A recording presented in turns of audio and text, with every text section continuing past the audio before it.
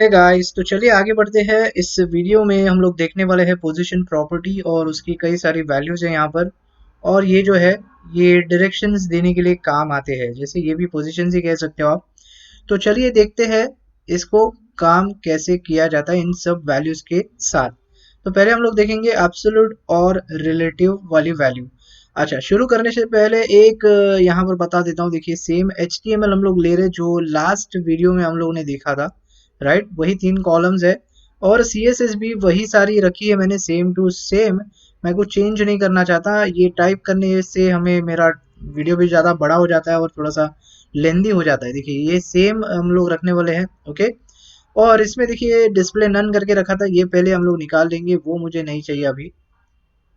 तो ये इसको मैं निकाल देता हूँ तो हमें यहाँ पर दिखाई देगा वो बटन। अब देखिए, पहले तो मैंने जैसे मैंने कहा अभी हमें सीखना क्या है। पहले तो एब्सोल्यूट और रिलेटिव ये दोनों मिलके कुछ काम करते हैं, कैसे काम करते हैं वो देखेंगे। अब देखिए एब्सोल्यूट हम लोग कब यूज करते हैं, हम लोग पोजीशन कब यूज करते हैं वो आपको मैं बताता हूँ। तो एक सिनारियो लेते हैं यहाँ पर। मैं बोलता हूँ मेरे पास जो है एक इनपुट फील्ड है, इसको हम लोग नीचे लेंगे और यहाँ पर मैं इनपुट लगा देता हूँ। और यही बटन को मैं बना देता हूँ गो करके, मैं लिखता हूँ यहाँ पर गो। ठीक है, मैंने सेव किया। तो यहाँ पर देखिए आपका कुछ इस तरह दिखाई देगा, ये इनपुट फील्ड, इसके अंदर आप टाइप कर पाओगे और ये आपका बटन है। तो मान लो आपके डिजाइन में ऐसी कुछ रिक्वायरमेंट आती है कि ये जो इनपुट है इसके ऊपर टॉप राइट में ये बटन आपको बिठाना है, ठीक है।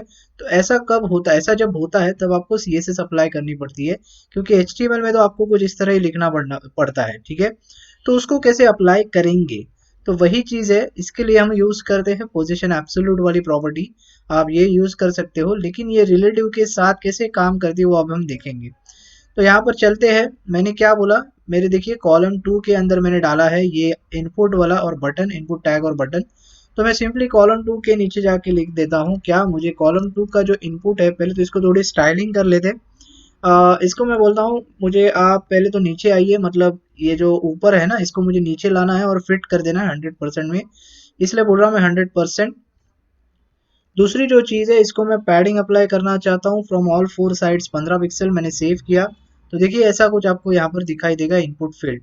अब मैं कह रहा हूँ ये जो बटन है ना इसके टॉप राइट में मुझे बिठाना है। ओके, तो टॉप राइट में बिठाना है, तो उसके पहले मैं उस बटन को भी थोड़ा सा स्टाइल कर देते हैं। और जो बटन है यहाँ पर देखिए BTN है, BTN नहीं सॉरी बटन ही है। और इसके अंदर दो बटन्स नहीं है, मेरे पास कॉलम 2 के अंदर एक ही बटन है, इस वजह से मैं सिंपली लिख सकता हूँ कॉलम 2 और सीधा बटन का टैग लिख सकता हूँ, तो कोई प्रॉब्लम नहीं देगा। अब मैं बोलता हूँ पहले तो आप क्या करिए, ये जो बॉर्डर है आपकी वो मुझे नहीं चाहिए, मैंने नन कर दिया। देखिए बॉर्डर निकल गई। इसके बाद इसको भी थोड़ी सी पैडिंग अप्लाई करेंगे, मैं बोलता हूँ 15 पिक्सल। चलिए 15 पिक्सल ले लेते हैं, सेव किया। चारों साइड से देखिए 15 पिक्सल हो जाएगी और एक बैकग्राउंड कलर अप्लाई कर लेते हैं। सेव करता हूँ तो देखिए कुछ इस तरह। अब ये जो बटन है मुझे सिंपली इसके ऊपर बिठाना है टॉप राइट में। और एक चीज़ यहाँ पर थोड़ा सा कर्सर भी दे देते पॉइंटर, तो आपको यहाँ पर हैंड दिखाई देगा। क्लियर हो गया? अब रिक्वायरमेंट समझ में आ रही है। तो अब चलिए हम लोग यूज़ करेंगे पोजीशन एब्सोल्यूट। तो पोजीशन एब्सोल्यूट किस पे यूज़ करना है, देखिए जो बटन को, जिस बटन को आपको, मतलब जिस एलिमेंट को आपको इसके ऊपर रखना है उसको लिखना है आपको यहाँ पर पोजीशन एब्सोल्यूट। और जैसे मैं लिखता हूँ सेव करता हूँ तो देखिए ऑटोमेटिकली ऊपर कुछ दिखाई दे रहा है, लेकिन यहाँ पर देखिए ऊपर नहीं है ये और सही तरीके से काम नहीं कर रहा है, कुछ प्रॉब्लम है इसमें। तो ये ऐसे होता है। तो इसकी इसी के लिए वो सारी पोजीशंस है जो जैसे कि मैंने कहा यहाँ पर डायरेक्शंस देने के लिए काम आती है। देखिए टॉप लेफ्ट राइट और बॉटम। और ये चीज़ बताऊंगा मैं थोड़ी देर के बाद, पहले ये हम लोग देख लेते हैं। तो जैसा मैंने कहा, जैसे मैं बोल रहा हूँ देखिए टॉप राइट जो बार बार बोल रहा हूँ, तो वही चीज़ है। तो मुझे टॉप और राइट में यहाँ पर लिखना है। तो टॉप में आप यहाँ पर नंबर डाल सकते हो, जो भी आपको नंबर डालना है, जो भी यूनिट डालना है, परसेंटेज पिक्सल कुछ भी चलेगा। लेकिन अभी फिलहाल जो है मुझे ज़ीरो चाहिए, बिकॉज मुझे टॉप में ज़ीरो ही रखना है। और राइट में जो है वो भी ज़ीरो चाहिए, ठीक है, 0 पिक्सल चाहिए। तो जैसे मैं सेव कर रहा हूँ देखिए मेरा बटन किधर चले जा रहा है, करेक्ट। तो ये होता क्या है, देखिए पोजीशन एब्सोल्यूट जब आप लगाते हो बटन को, तो पोजीशन एब्सोल्यूट क्या है, पोजीशन रिलेटिव के लिए सर्च करता है। मतलब ये सर्च करता है कि कहीं पर मुझे एक पोजीशन रिलेटिव वाली प्रॉपर्टी यानी एक डिव मिल जाए, एक एलिमेंट मिल जाए, उसके टॉप राइट में मैं जाके बैठ जाऊं। तो अभी तो फिलहाल हम लोगों ने किसी को पोजीशन रिलेटिव नहीं दिया है हमारे पास, इसीलिए ये कर क्या रहा है, इसको कोई भी रिलेटिव नहीं मिला, इसलिए सीधा बॉडी के टॉप राइट में जाके बैठ जाता है। तो ये पहली चीज ध्यान में रखनी है जब भी आप एब्सोल्यूट लगा रहे हो, ठीक है। तो मैंने क्या कहा, मुझे इनपुट के बॉक्स के अंदर ही रखना है इसको। तो इनपुट के बॉक्स के अंदर रखना है, तो इनपुट का एक आपको पेरेंट होना जरूरी है, मतलब इनपुट का एक पेरेंट डिव होना जरूरी है। तो हमारे पास क्या वो पेरेंट डिव अवेलेबल है? अभी फिलहाल तो नहीं है, वैसे कह सकते हैं, लेकिन ये जो है कॉलम 2 है। लेकिन अगर कॉलम 2 को आप पोजीशन रिलेटिव लगाएंगे, देखिए क्या होगा। तो मैं अगर मान लो इसको लगा देता हूँ कॉलम 2 को, तो सिंपली कॉलम 2 के टॉप राइट में जाके बैठ जाएगा। तो अभी आपको समझ में आ गया होगा कि रिलेटिव और एब्सोल्यूट कैसे काम करते, देखिए। तो ये करता क्या है, रिलेटिव के लिए सर्च करता है, रिलेटिव ढूंढता है कि अगर जहां पर भी इसको रिलेटिव मिल जाए तो उसके टॉप राइट में जो भी यहाँ पर आपने लिखा है वैसे वो काम करेगा, तो टॉप राइट में जाके बैठ जाएगा।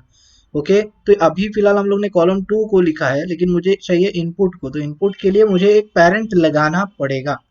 तो यहाँ पर एक काम करते हैं, इसको कंट्रोल एक्स कर देते हैं और मैं लिखता हूँ पेरेंट नाम से एक क्लास। और यहाँ पर मैं देखिए पेरेंट क्लास के अंदर एक डिव बनाया और डिव क्लास पेरेंट बनाया और उसके अंदर मैं इनपुट और बटन डाल रहा हूँ। अब मैं पेरेंट को यहाँ पर अप्लाई कर सकता हूँ, लेकिन एक मिनट रुकिएगा। देखिए यहाँ पर मैंने पेरेंट डाला है, लेकिन ये कुछ इस तरह दिखेगा, बिकॉज यहाँ पे आपने कॉमन CSS लगा के रखी है सभी डिव एलिमेंट पे। देखिए फ्लोट लेफ्ट है, विड्थ 33 है और ये पैडिंग है। तो ये मुझे कम से कम ये दो चीज तो नहीं चाहिए, मतलब ये विड्थ जो है मुझे 100% चाहिए, पैडिंग 0 चाहिए पेरेंट डिव के लिए, ठीक है। तो इसलिए आपको यहाँ पर जाके वैसे लिखना पड़ेगा, तभी वो काम करेगा। तो मैं क्या बोलूंगा यहाँ पर, देखिए कॉलम 2 का इनपुट जो है या बटन है, आज चलो नीचे लिख देते हैं बटन के। तो मैं बोलता हूँ कॉलम 2 में जो पेरेंट का डिव है, पहले तो उसकी पैडिंग आप 0 कर दीजिए, दूसरी चीज उसकी जो विड्थ है वो आप 100% कर दीजिए। मैंने सेव किया। अब जैसे सेव करता हूँ देखिए ऑटोमेटिकली फिट हो जाएगा, सही प्रॉपर तरीके से दिखने लगेगा अभी, ठीक है। तो ये आपका बन जाता है अभी पेरेंट, मतलब जो डॉट पेरेंट है वो आपका डिव बन चुका है और इनपुट का पेरेंट बन चुका है। अब जो है ये पोजीशन रिलेटिव जो आपने यहाँ पर लगा दिया है, इसको कंट्रोल एक्स करके सिंपली इसके अंदर डाल देना है। सेव करता हूँ। अब देखिए इसके टॉप राइट में जाके बैठ जाएगा। तो ये ऐसा काम करता है, पोजीशन एब्सोल्यूट और पोजीशन रिलेटिव दोनों मिलके कुछ इस तरह काम करते हैं। और ये जो है आप डायरेक्शन लगा सकते हो, टॉप में चाहिए, राइट में चाहिए, नंबर लगा सकते हो, पिक्सल लगा सकते हो, जो लगाना है लगा सकते हो, जैसी आपकी रिक्वायरमेंट है। ओके, तो ये होता है एब्सोल्यूट और रिलेटिव। ये छोटी सी गैप आ रही है ना, इसको आप एडजस्ट कर सकते हो। देखिए जो इनपुट है मेरा, यहाँ पर मैं लगा सकता हूँ इनपुट में इसकी जो टॉप राइट वाली पैडिंग है थोड़ी सी मैं कम कर देता हूँ, तो ये वो भी सही से दिखाई देगा, देखिए। ओके, तो ये आपका इनपुट रेडी हो जाएगा कुछ इस तरह। तो ये होता है एब्सोल्यूट और रिलेटिव। और एक चीज देखिए, जेड इंडेक्स प्रॉपर्टी हमेशा लगानी चाहिए जब भी आप एब्सोल्यूट यूज कर रहे हो, या फिर आप पोजीशन फिक्स यूज कर रहे हो, या फिर आप पोजीशन स्टैट रिलेटिव यूज कर रहे हो, तो जेड इंडेक्स इंपॉर्टेंट है, हमेशा यूज होना चाहिए। वो मैं अभी फिलहाल नहीं यूज कर रहा हूँ, पर्पजली आपको बताने के लिए कि उसका यूज क्या है, वो कैसे यूज होता है। ओके, तो फिलहाल ध्यान में रखिए, हमें यहाँ पर जेड इंडेक्स अभी थोड़ी देर में लगाना है। मैं अभी क्यों नहीं लगा रहा हूँ उसका एक कारण है, वो अभी मैं बताता हूँ। तो चलिए आगे बढ़ते हैं और हम लोग देखेंगे अभी फिलहाल क्या, पोजीशन फिक्स्ड वाली वैल्यू। तो हम लोग ने ये क्लियर हो गया, हमारा एब्सोल्यूट और रिलेटिव अभी आपको आई होप समझ में आ चुका है। अब देखेंगे फिक्स क्या है। तो फिक्स देखने के लिए देखिए, आपने देखा होगा वेबसाइट्स में टॉप जो नेविगेशन बार होता है, मेनू बार होता है, वो जैसे स्क्रॉल करेंगे ना तो वो ऊपर फिक्स हो जाता है। मतलब ऑन स्क्रॉल पे नहीं बोल रहा हूँ मैं, ऑन स्क्रॉल पे भी होता है, वो अलग से वीडियो में देखेंगे, लेकिन हमें सिर्फ यहाँ पर फिक्स करना है, मतलब टॉप में फिक्स कर देना है उसको। तो पहले उसको बनाना पड़ेगा, और मैं बनाने के पहले एक रैपर बना देता हूँ। यहाँ पर जो मेरा मेन रैपर जैसा काम करेगा, या फिर कह सकते हो कंटेनर जैसा काम करेगा, ठीक है। ये रैपर बना दिया मैंने, और उस रैपर के अंदर मैं बोलता हूँ मेरा जो मेनू है, मैंने डिव क्लास मेनू ले लिया। और मैं पूरा मेनू अभी बना लेने वाला हूँ क्योंकि मेरा वीडियो ज़्यादा बड़ा हो जाएगा। मैं सिंपली लिखता हूँ this is my menu bar navigation, save करता हूँ मैं, ठीक है।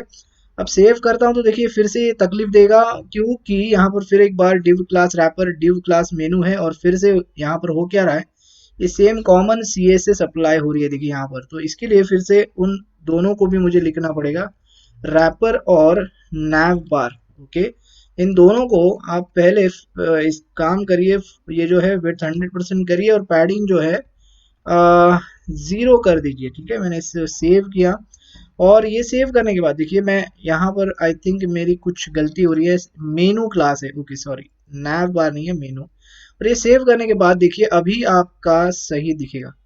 ठीक है, इतना क्लियर हो गया। अब मुझे मेनू को थोड़ा सा स्टाइलिंग कर लेते हैं। मेनू को मैं बोलता हूँ पहले भैया एक काम करिए, बैकग्राउंड अप्लाई करो। ओके, मैं बैकग्राउंड कलर ले रहा हूँ ऑरेंज और थोड़ी सी पैडिंग इसको दे देते हैं, ऊपर से नीचे से 30 पिक्सल और राइट लेफ्ट से जो है 15 पिक्सल देते हैं। ठीक है, तो अब ये थोड़ा सा मेनू जैसा दिखने लगा है। और एक चीज, हमें स्क्रोल बार की जरूरत पड़ेगी, इसलिए मैं थोड़ा सा कंटेंट डालना चाहता हूँ। तो कंटेंट के लिए मैं इसको नीचे आता हूँ यहाँ पे और मैं इसके नीचे जाता हूँ, पैराग्राफ ले लेता हूँ, मैं बोलता हूँ लॉरम 1000 वर्ड्स मुझे दे दो। टैप प्रेस किया, देखिए 1000 वर्ड्स मिल जाएंगे। तो ये आपका स्क्रोल भी आपके पास मिल गया। अब देखिए जैसे आप स्क्रोल कर रहे हो ना, तो ये जो है आपका ऑरेंज वाला मेनू ऊपर चले जा रहा है, निकल जा रहा है। ठीक है ना, तो मुझे इसको फिक्स करना है। तो अभी बारी आती है पोजीशन फिक्स की। तो ये वैल्यू हम इस जगह पे यूज कर सकते हैं। तो मेनू को करना है ना, तो सिंपली लिखना पड़ेगा क्या, पोजीशन आप कर दीजिए फिक्स्ड। ठीक है, मैंने सेव किया। सेव जैसे करते हो देखिए बाय डिफॉल्ट जो है टॉप लेफ्ट से यहाँ पर दिख रहा है आपको। तो यहाँ पर आप वो भी लगा सकते हो, अगर आपको टॉप 0 रखना है, लेफ्ट में 0 से रखना है, तो देखिए टॉप लेफ्ट 0 से ही आएगा। ओके, और इसके बाद अगर बॉटम भी चाहिए तो वो भी आप रख सकते हो। देखिए मुझे बॉटम में फिक्स रखना है, तो ये बॉटम में भी फिक्स हो जाएगा। देखिए फिक्स हो जाएगा, मतलब क्या है, पोजीशन फिक्स कुछ इस तरह काम करती है ये वाली प्रॉपर्टी। ठीक है, और ये दोनों चीजें भी यूज हो सकती है इस प्रॉपर्टी के साथ। ठीक है, इतना क्लियर हो गया। अब दूसरी चीज यहाँ पर देखिए, ये जैसे मैं ऊपर स्क्रॉल कर रहा हूँ देखिए ना, ये ऊपर चले आ रहा है। तो अब बारी आती है जेड इंडेक्स की, इसीलिए मैंने जानबूझ के इसको रखा था आपको दिखाने के लिए। तो जेड इंडेक्स क्या है, ओके, तो बस यही चीज है। जेड इंडेक्स देखा होगा आपने, आ, जैसे एडोबी एक्सडी अगर आपने देखा होगा, तो एक्सडी में एक ऑप्शन है, अगर कोई एलिमेंट आपको पीछे लेके जानी होती है तो सेंड टू बैक करना पड़ता है। आगे लाना होता है तो ब्रिंग टू फ्रंट या ब्रिंग फॉरवर्ड ऐसा कुछ करते हैं, राइट। तो वही सेम चीज है यहाँ पर HTML में भी। इसको अगर मुझे पीछे लाना है या फिर जो ऑरेंज वाला मेनू बार है उसको आगे लाना है, तो हम यूज करते हैं जेड हाइफन इंडेक्स वाली प्रॉपर्टी। तो देखिए इसको मैं कॉपी कर लेता हूँ। पहले तो हम लोग क्या करना है, अभी मुझे करना क्या है, पहले देखिए, पहले तो इसको मैंने अभी तक जेड इंडेक्स नहीं लगाया था क्योंकि मुझे ज़रूरत नहीं पड़ी थी, लेकिन जैसे मैंने कहा एक गुड हैबिट होती है वो लगाना चाहिए। तो यहाँ पर मैं इसको पहले 0 लगा देता हूँ और इसको जो है वो 1 लगा देता हूँ। तो अब मैं लगा के पहले आपको बताता हूँ। देखिए मैं पहले जाऊँगा बटन में, जो हमारा कॉलम 2 का बटन है, यहाँ पर मैं जेड इंडेक्स लगाऊंगा और इसको मैं 0 लगा देता हूँ। सेव किया मैंने। और दूसरा जो नैव बार है, कहाँ पर है हमारा नैव बार, सॉरी मेरा नैव बार ही आ रहा है मेरे मुंह में, ये मेनू है हमारा। ठीक है, यहाँ पर भी हम लोग लगा देंगे और इसको मैं बोलता हूँ नंबर 1। और हाँ, इसमें -1 भी लगा सकते हैं, माइनस नेगेटिव वैल्यूज भी आ सकती है, 0 आ सकता है और 0 के ऊपर आप जितना लगाना चाहते हो लगा दो नंबर। ठीक है, सेव किया। अब देखिए जैसे मैं सेव कर रहा हूँ, जैसे ऑटोमेटिकली नीचे चले जा रहा है। अभी इसका हो क्या रहा है मैं बताता हूँ। बटन को हम लोग ने जेड इंडेक्स 0 लगा दिया था और इसको 1 लगा दिया। तो 0 क्या है, छोटा है, इस वजह से ये पीछे चले जा रहा है। और ये क्या है, 1 है, इसलिए ऊपर आ रहा है। तो अभी आपको समझ में आ गया जेड इंडेक्स करता क्या है। तो सिंपली जो लेयर, जो एलिमेंट आपको ऊपर चाहिए उसका नंबर हमेशा आपको पॉजिटिव रखना है। इतना सिंपल है। ओके, अब और एक चीज देखिए, -1 इसको अगर मैं करता हूँ, मेरे मेनू जो है -1 करता हूँ, तो -1 से क्या है, नेगेटिव वैल्यू हो जाती है और इस वजह से ये देखिए पीछे चला जाता है। देखिए अभी भी फिक्स ही रहेगा, टॉप लेफ्ट ही रहेगा, लेकिन पीछे चला जाएगा। तो ये अगर ऐसी भी रिक्वायरमेंट अगर आती है तो आप कर सकते हो, पता होना चाहिए, इसलिए दिखा रहा हूँ। ठीक है, तो सिंपल सी एक प्रॉपर्टी है जेड इंडेक्स, कुछ आगे पीछे ऊपर नीचे, एक्चुअली ऊपर नीचे करने के काम आती है। ठीक है, या फॉरवर्ड या बैकवर्ड या बिहाइंड या फ्रंट कह सकते हो। ठीक है, तो ये सिंपल सी चीज़ है, लेकिन हमेशा ध्यान में रखना है जो चीज़ ऊपर चाहिए उसका नंबर ज़्यादा होना चाहिए, बस इतना ही यहाँ पर कंडीशन है। ओके, क्लियर हो गया। तो हम लोग देखिए 3 चीज़ें बड़े आराम से यहाँ पर सीख लिया हम लोग ने, पोजीशन रिलेटिव, पोजीशन एब्सोल्यूट और पोजीशन फिक्स्ड। अब देखेंगे स्टिकी क्या है, और ये सारी चीज़ें तो हम लोग ने अभी देख ली। ठीक है, अब स्टिकी देखेंगे। अब देखिए मुझे यहाँ पर क्या दिखाना है आपको। ये फिक्स है, राइट, ये आपने यहाँ पर इसको क्या लगाया, पोजीशन फिक्स है, तो ये फिक्स हो जाएगा। लेकिन यहाँ पर देखिए जो कंटेंट है आपका ऊपर चला जाएगा। और अगर आप फिक्स ही रखना चाहते हो तो ये जो कंटेंट है या फिर जो बॉडी है आपकी, उसको थोड़ी सी पैडिंग टॉप लगानी पड़ेगी। तो उस वजह से ये जो कंटेंट आपका दिखाई देगा। मान लो अगर यहाँ पर मैं जाता हूँ और मुझे यहाँ पर मैं लिखता हूँ, देखिए बॉडी जो है, बॉडी को आप क्या करिए, पैडिंग टॉप लगा दीजिए। कुछ अंदाजा मैं लिख रहा हूँ 150 पिक्सल। तो देखिए 150 थोड़ा ज़्यादा हो जाए, यहाँ पर हो रहा है, मैं 100 कर देता हूँ। तो देखिए 100 पिक्सल से ये कंटेंट नीचे आ जाएगा। तो ये ऐसा कुछ देखिए 80 करता हूँ, तो ऐसा कुछ आपको करना पड़ेगा जब आपकी पोजीशन यहाँ पर फिक्स है। ठीक है, ये ठीक से सही आपका कंटेंट दिखना चाहिए, इस वजह से मैं यहाँ पर ये चीज़ कर रहा हूँ। देखिए अगर मैं 78 करता हूँ तो अभी प्रॉपर दिख रहा है। ओके, तो ये चीज़ करनी पड़ती है जब आप पोजीशन फिक्स लगाते हो, और ऐसी अगर आपकी रिक्वायरमेंट है तो ही बोल रहा हूँ मैं। ठीक है, तो ये थोड़ा सा है। अगर मान लो मुझे ये नहीं लगाना, ठीक है, तो ये आपका कंटेंट इस तरह दिख रहा है। और स्टिकी क्या होता है मैं अभी आपको बताता हूँ। देखिए पोजीशन ये फिक्स के साथ है, अभी हम लोग देखेंगे पोजीशन स्टिकी के साथ। वही चीज करेंगे जो मेनू को मैंने लगाया यहाँ पर, देखिए फिक्स है। ये फिक्स के बदले मैं सिर्फ लिखूंगा यहाँ पर, मुझे आप क्या करिए, पोजीशन जो है स्टिकी दे दीजिए। ठीक है, सॉरी मैंने क्या लिख दिया, हाँ, पोजीशन ITION स्टिकी। ओके, मैंने सेव किया। और जैसे मैं सेव करता हूँ ना, यहाँ पर देखिए आपका कंटेंट बिल्कुल जैसा है वैसे ही दिखेगा। देखिए यहाँ पर बॉडी मैंने निकाल दी है, लेकिन फिर भी यहाँ पर कंटेंट देखिए आपका सेम दिख रहा है। मान लो यहाँ पर फिर से मैं इसको ऑन कर देता हूँ, इसको बंद कर देता हूँ, सेव करता हूँ। देखिए फिक्स क्या करता है, नीचे का कंटेंट निकालता है तो ये फिक्स कर देता है ऊपर जाके। लेकिन स्टिकी रखोगे तो ये कंटेंट भी आपका सही रहेगा और ये वैसे का वैसे ही रहेगा, लेकिन जब आप स्क्रॉल करोगे ना तभी ये जाके फिक्स होगा। देखिए, तो ये होता है पोजीशन स्टिकी। ओके, इसमें और कई सारी चीज़ें मैं दिखा सकता हूँ आपको, लेकिन देखिए जैसे मैं कह रहा हूँ, मैं अलग से एक आपके लिए वीडियो सीरीज लेके आने वाला हूँ, जो जिसमें हम लोग अच्छे अच्छे से सब कुछ डिज़ाइन करके देखेंगे। HTML CSS के पूरे एग्जाम्पल्स वहाँ पर बनाएंगे, सारे कंपोनेंट्स बनाएंगे अच्छी तरीके से, अच्छे से डिज़ाइन करके वहाँ पर, और अलग अलग सिनारियोज लेके आऊँगा तो और आपको अच्छी तरह से समझ में आ जाएगा। यहाँ पर सिर्फ आपको कंसेप्ट सीखना है। देखिए स्टिकी करता क्या है, सिंपली जैसे मैं जब स्क्रॉल कर रहा हूँ ना तभी ये स्टिक हो जाता है, इसका मतलब ही पोजीशन स्टिकी है। और जैसे आपने यहाँ पर फिक्स कर दिया, देखिए मैं अगर फिक्स लिख देता हूँ, सॉरी, देखिए मैं सेव करता हूँ, जैसे फिक्स लिख रहा हूँ तो ये देखिए कुछ इस तरह हो जाएगा, लेकिन ये फिक्स हो जाता है। तो डिपेंड करता है जैसे आपकी रिक्वायरमेंट है वो हिसाब से आपको काम करना है सिर्फ यहाँ पर, लेकिन कंसेप्ट समझना है कि स्टिकी और फिक्स क्या करते हैं। ओके, चलिए तो आगे बढ़ते हैं। तो आई होप सारी चीजें हम लोगों ने देखी यहाँ पर कवर कर ली है। स्टैटिक को छोड़ के, स्टैटिक सिंपली कुछ नहीं है, स्टैटिक जैसा है वैसे ही रहेगा। देखिए मैं इसको अगर स्टैटिक लिख देता हूँ, सेव करता हूँ, देखिए स्टैटिक का स्टैटिक ही रहने वाला है। देखिए फिक्स भी नहीं होगा। तो नॉर्मली जनरली ये ज़्यादा करके वैसे तो यूज़ नहीं होता, लेकिन सिंपली स्टैटिक है तो स्टैटिक वैल्यू आप डाल सकते हो अगर डालना है तो। ओके, और ये बाकी सारी जो वैल्यूज है जो हम लोग ने जो ज़्यादा इंपॉर्टेंट है, ये डेली जब भी आप वेबसाइट बना रहे हो, अगर फ्लोट वाली मतलब फ्लोट्स की जो ज़्यादा करके, खास करके आप अगर बना रहे हो फ्लोट्स से रिलेटेड की वेबसाइट, मतलब तीन तरह की वेबसाइट आप बना सकते हो, तीन तरह के लेआउट्स में, एक फ्लोट वाली लेआउट में, एक फ्लेक्स बॉक्स की लेआउट में, और एक ग्रिड CSS लेआउट है उसमें, या फिर बूटस्ट्रैप फ्रेमवर्क में। तीन चार तरीके होते हैं। तो अगर आप फ्लोट वाली जब बना रहे हो ना, तो ये सारी चीज़ें आपको थोड़ी सी ज़्यादा करनी पड़ेगी।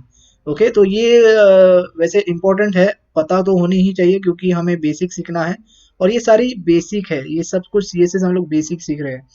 तो यहाँ पर सिर्फ आपको कंसेप्ट सीखना है और ये क्या और कैसे काम करती है समझना है। ओके गाइस, तो आई होप अभी सारी चीज़ें यहाँ पर आपको समझ में आ चुकी है। तो बस इस वीडियो में इतना ही, मिलते हैं अगले वीडियो में। Thanks for watching.